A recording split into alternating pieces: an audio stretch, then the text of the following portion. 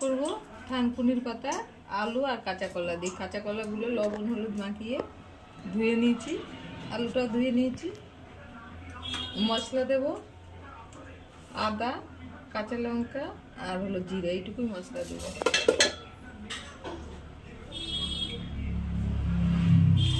কড়াইয়ে তেল দিয়েছি,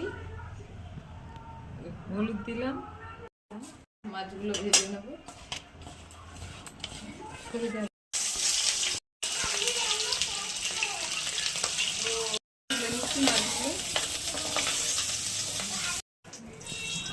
একটু জিরে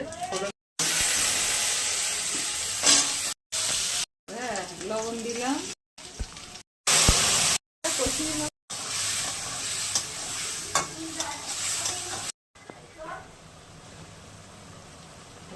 দিলাম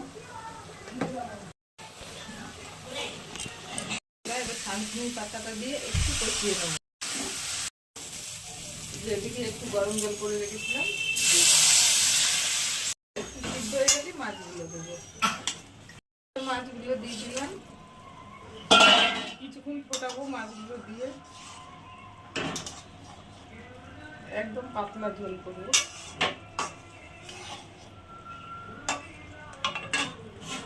ঠিক আছে, শিং মাছের ঝোল, আলু, কলা, থানকুনি পাতা দিয়ে